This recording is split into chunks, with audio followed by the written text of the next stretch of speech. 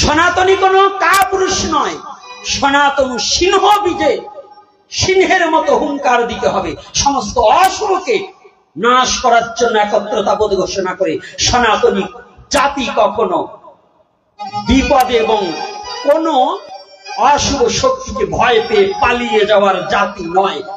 যারা প্রকৃত সনাতনী তারা কোনোদিন অন্যায়ের প্রতিবাদ না করে শুধু অন্যায়কে বুকে ধারণ করে শুধু মার খাওয়ার জাতি সনাতনী হওয়া উচিত নয়।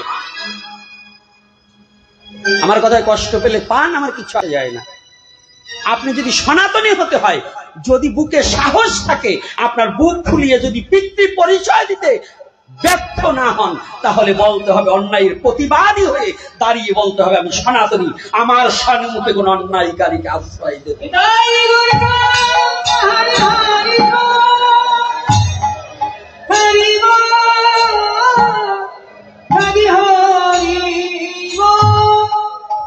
আপনার দুর্গা কি করেছে? এই নারী জাতি, একটু হলে আমি নারী কি করব? এই রাত হয়ে গেল, ভাগবতে যাব, আমি মহিলা মানুষ একা কি করে আসবো? ওই যে পায়ের নিচে কালা একটা চোখ বড় বড় দেখছো না, এই গোপ, ওটি রয়েছে কুবাই ধরছে। কে ধরছে? হ্যাঁ, কেন ধরেছে? হ্যাঁ, তা তোমরা কি নারী নয়? চণ্ডীতে কি শ্লোক বলছে? যা দেবী সর্বভূতেষু মাতৃরূপেণ সংস্থিতা নমতস্যৈ নমতস্যৈ নমতস্যৈ নমো নমঃ। যা দেবী সর্বভূতেষু ভক্তিরূপেণ সংস্থিতা নমতস্যৈ নমতস্যৈ নমতস্যৈ নমো নমঃ। যা দেবী সর্বভূতেষু শক্তিরূপেণ সংস্থিতা নমতস্যৈ নমতস্যৈ নমতস্যৈ নমো নমঃ। চণ্ডী আপনাকে বলে দিলেন তুমি ভক্তি, তুমি শক্তি, তুমি মাতৃরূপে, তুমি জগৎ প্রতিপালিতা। হে নারী, তোমার ভয় পাওয়ার কিছু নয়। তুমি নারী শক্তিকে এত অবহেলিত মনে না করে তোমার শক্তিকে তুমি জাগ্রত করো, অশুভ শক্তির প্রতি ঝাঁপিয়ে পড়ো। তুমি ওই অসুর রূপ অশুভ শক্তিকে বিনাশ করো। এটা সনাতনের শিক্ষা, এটা সনাতনের শিক্ষা। আর এই সনাতনী জাতি দুটো তুলসীর মালা গলায় নিয়ে এক কপাল তিলক করিয়ার মালাটা টক টক করিয়ার সব নিজের পরিক্রমার কথা, নিজের পরিক্রমের কথা, নিজের বীর্যের কথা ভুলে গেছে। ঘৃণা জানাই এ সমস্ত সনাতনীকে। এদের মুখে থুতু ফেলা উচিত যে নিজের স্বজাতিকে রক্ষা করার জন্য নিজের স্বধর্মকে প্রতিপালন না করে তারা যারা বিড়ালের মতো ল্যাজ গুটিয়ে পালাতে চায়। এটা আমি রাজনীতির কথা বলছি না, আমার শাস্ত্রের কথা বলছি। কোন রাজনীতি নিয়ে আমার কোনো আলোচনা নাই। কে নেতা হবে, কে এমপি হবে, ও ছাতা নিয়ে আমার কোনো চিন্তা নেই। আমার চিন্তা আমার জাতি চিন্তা।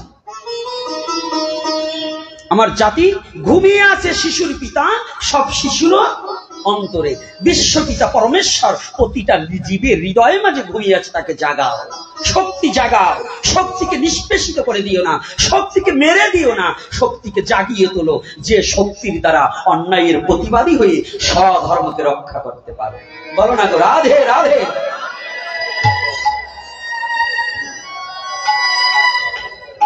শক্তিকে জাগাও, শুধু ভক্তি জাগাইও না। শক্তি ছাড়া ভক্তি কোনো কাজে লাগবে না। রাধে।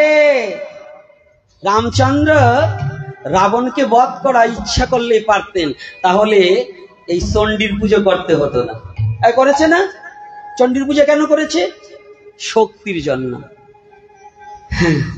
তাহলে এখানে কিন্তু আমাদের প্রত্যেকটা ব্যক্তি, প্রত্যেকটা সনাতনী ওই শুধু পুঁথিগত বিদ্যা পরহস্ত ধন নহে, বিদ্যা নহে ধন হলে প্রয়োজন। শুধু মায়াবাদী কথা বলে, শুধু এই কান্নাকাটি করে কিন্তু আপনার ধর্মকে, আপনার জাতিকে রক্ষা করতে পারবেন না।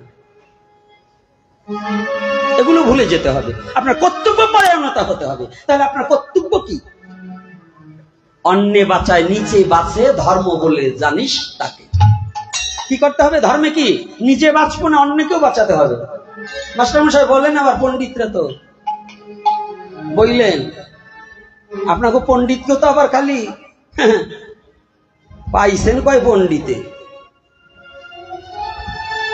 এই সমাজে অন্যে বাঁচায় নিজে বাঁচে, ধর্ম বলে জানিস তাকে। শুধু খোলকর্তাল বাজিয়ে ভোগারতি আর লুচিপুরি ওই ভোগ কীর্তন করে। এই যে আমাদের এই সুন্দিকুড়ি এবং এই আমগ্রামের ভক্তরা খালি কীর্তন করবার এবং রাজৈরে আসে, কোনো কোনো সময় দেখবেন ভোগারতি গাওয়ায় না দিয়ে, আবার রাগ করবেন না রাজৈরের কর্তারা, ভোগারতির কীর্তন করায় দধি দুগ্ধ ঘৃত ছানা আর লুচি পুরি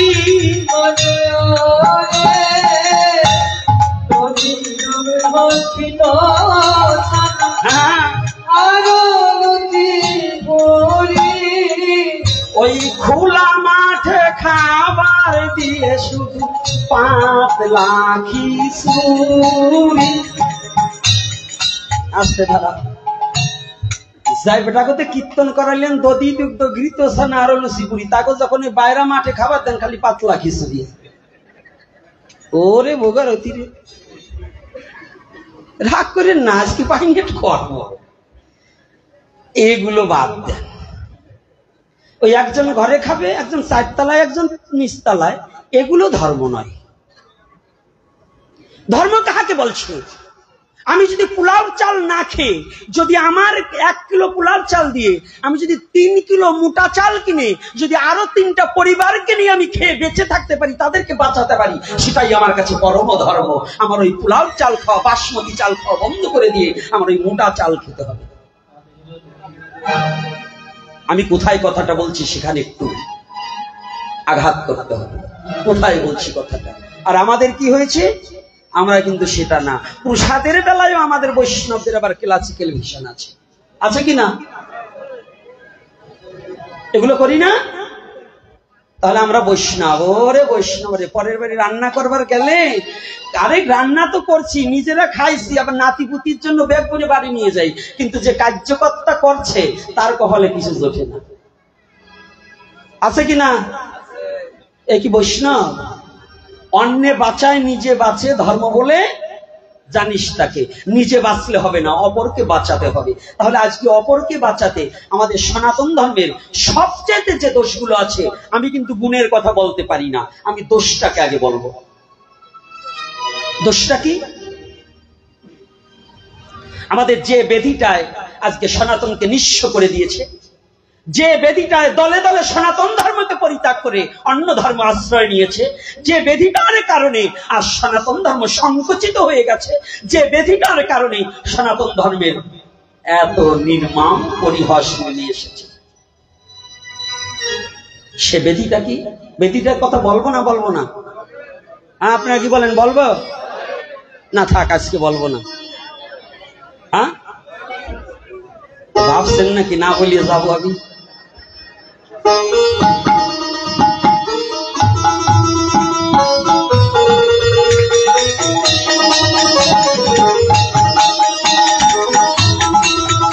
রাধে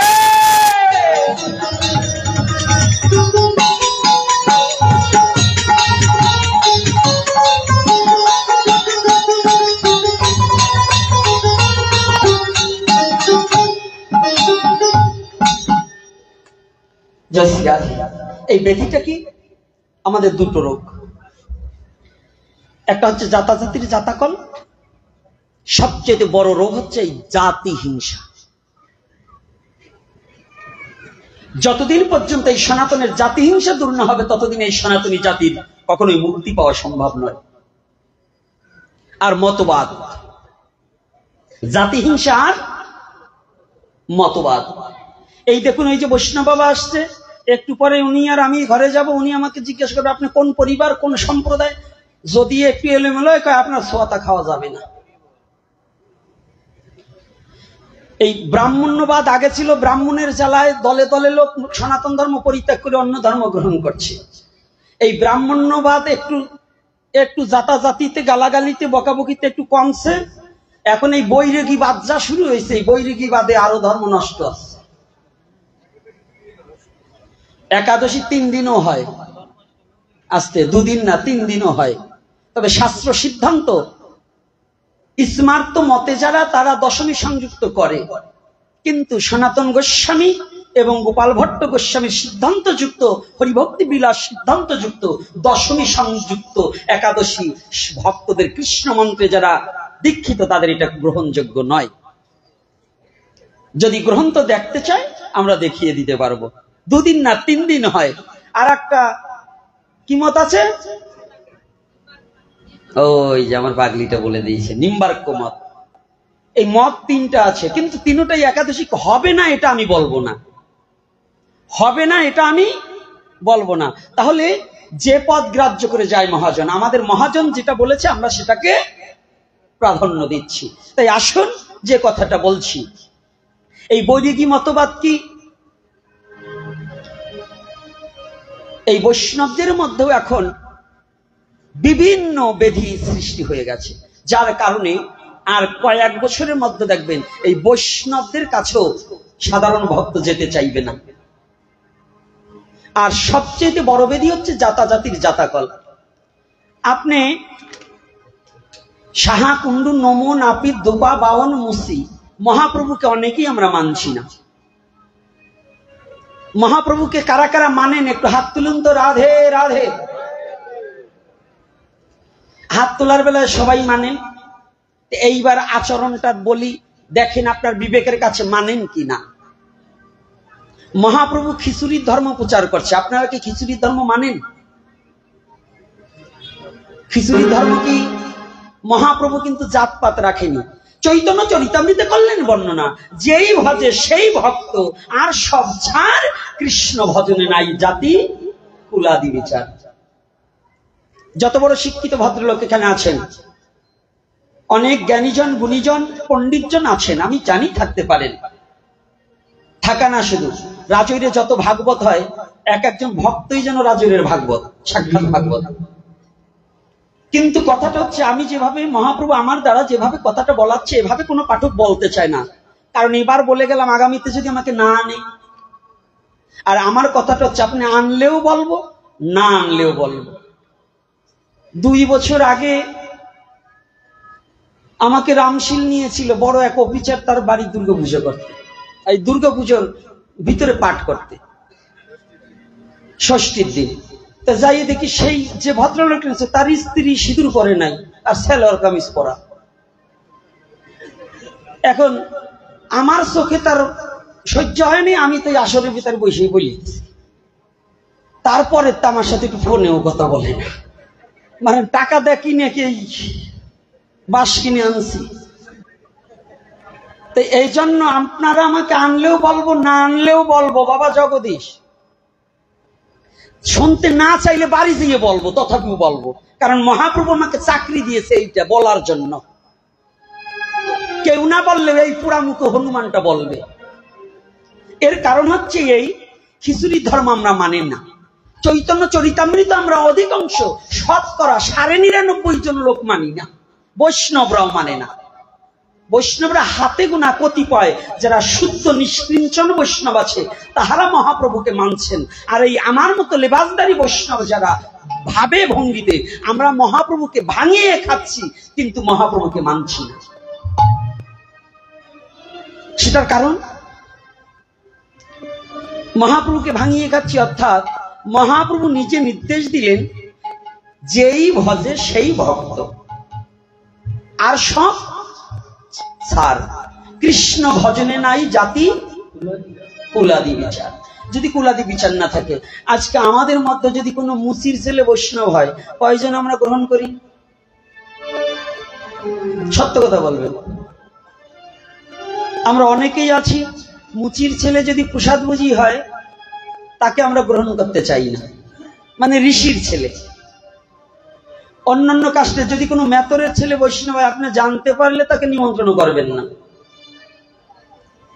আরে এরকম চৈতে ঘোলায় আমি বহুতবার পড়ছি।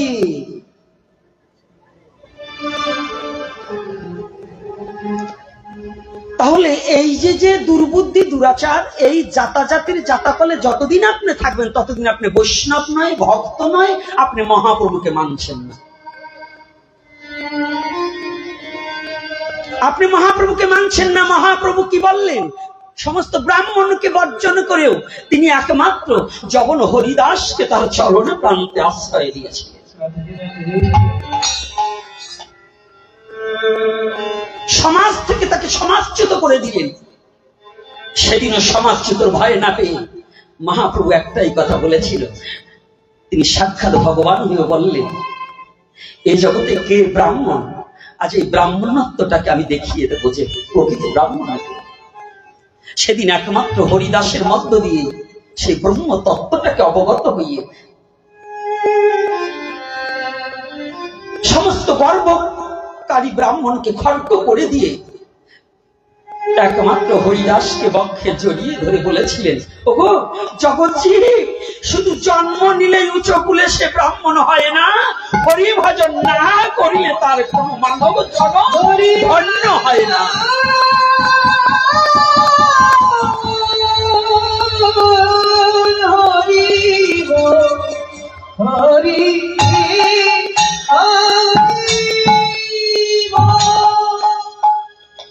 এই হরিদাসকে মহাপ্রভু বুকে তুললেন।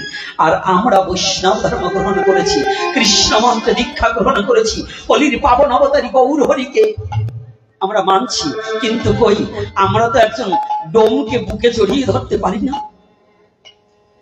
আমরা নিরামিষ ভুজি হয়েছি, আমরা সাধু হয়েছি, আমি তো কোনোদিন একজন মেথরকে বক্ষে জড়িয়ে ধরতে চাই না, আমি তো কোন একজন ঋষিকে বুকে জড়িয়ে ধরতে চাই না। আপনি গীতা পড়েছেন? কি গীতা পড়েছেন? কে ভদ্রলোক আছেন যদি কোন অহংকারী ব্যক্তি গীতা অধ্যয়ন করেছে, গীতার 700 শ্লোক তার কণ্ঠস্থ মুখস্থ, সে যদি কোনো জাতি হিংসা করে, কুকুরের চেয়েও নিকৃষ্ট জানিবে সত্তরে। সে কোনো পাঠক নয়, ও গীতা পড়েনি, ও গীতা শুধু পড়েছে, ও গীতাকে কোনদিন আশ্রয় করেনি। কারণ কি জানি? গীতায় বললেন, একটা কেশব 10,000 ভাগ করলে যত সূক্ষ্ম হয় তত সূক্ষ্ম রূপে প্রতিটা জীবের মধ্যে বিরাজমান আমি পরমাত্মা রূপে প্রতিটা জীবের মধ্যে আছে। তাহলে যদি প্রতিটা জীবের মধ্যে থাকে, ওই মুচির দেহের মধ্যে পরমাত্মা রূপে কি আমার গোবিন্দ নেই? আছে না বাবা? জানেন, আমাদের এই বাড়ির পাশে, আমাদের কাছে শ্রী অঙ্গনে একজন ভক্ত ছিলেন। তখন শ্রী অঙ্গনের অবস্থা ওরকম ছিল না, জগৎবন্ধু সুন্দরের আঙিনায় তখন এই বিল্ডিং টেল্ডিং ছিল না। তো জগৎবন্ধুর একজন শুদ্ধ ভক্ত, বন্ধুবিহীন সে বিশ্ব জগতে কিছু জানে না।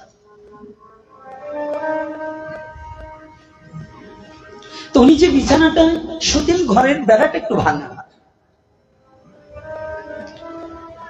মা, ও বাবা, ওই ভক্ত যখন বাইরে গিয়েছে বাহ্যক্রিয়ায়, হঠাৎ করে একটা কুকুর প্রচন্ড গরমে রৌদ্রের তাপে হাঁপাতে হাঁপাতে এসে ওই ঘরটা একটু ছায়া পেয়েছে।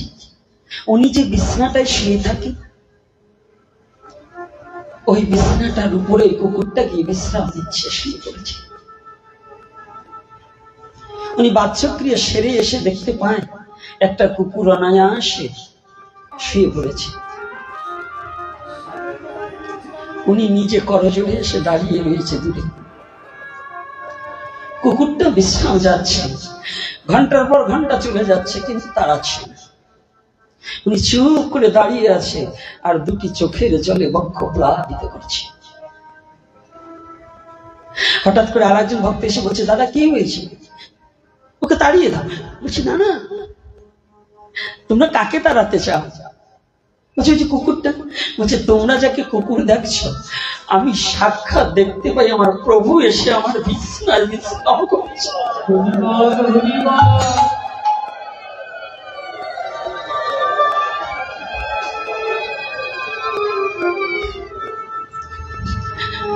তোমাদের নয়নে যাকে কুকুর দর্শন করছো,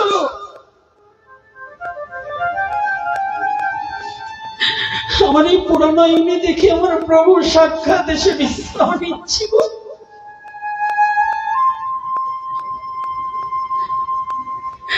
তাহলে তুমি দাঁড়িয়ে আছো কেন? আমি দাঁড়িয়ে আছি কেন জানো? আমি স্মরণে আমার প্রভুর চরণ সেবা করছি। জানি ভগবত ভজন, ভগবত প্রেম, আত্মা শুদ্ধিকরণের যে মন্ত্র, সবচেয়ে বড় বেদ মন্ত্র উচ্চারণ না করেও আপনার মুক্তি হবে যদি এই মন্ত্রটা হৃদয়ে মাঝে জপ হয়, যে যত্র হেরি তত্র হরি, আমি যেদিকে হেরি সেদিকে হরিকে দর্শন করি। যদি এইরূপ কোন ভক্তের হৃদয়ে মাঝে উদ্ভাসিত হয়, তাহলে সেই ভক্তের এই মানব জীবন ধন্য হয়ে যায়। আর তুমি কাকে দেখছো?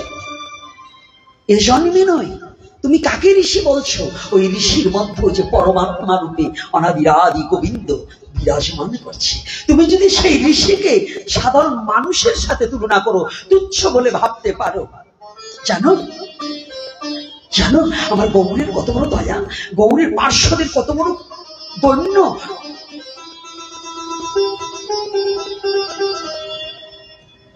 সনাতন রাজবন্দী থেকে মুক্তি পেয়ে পাতরা পর্বত পার হয়ে যেদিন চন্দ্রশেখরের গৃহে,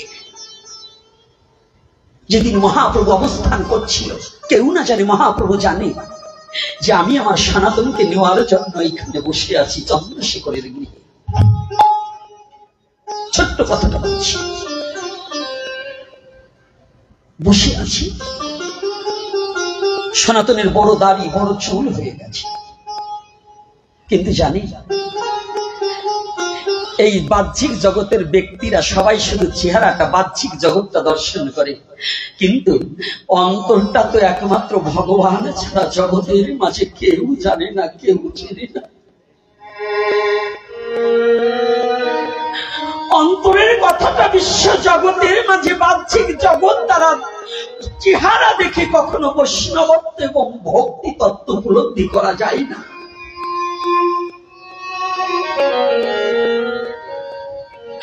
সাদা খান ধুতি পরলেও তার মনটা সাদা যদি না থাকে, তাহলে এই সাদা পোশাকে সে সৎ ব্যক্তি নহে। ও বাবা,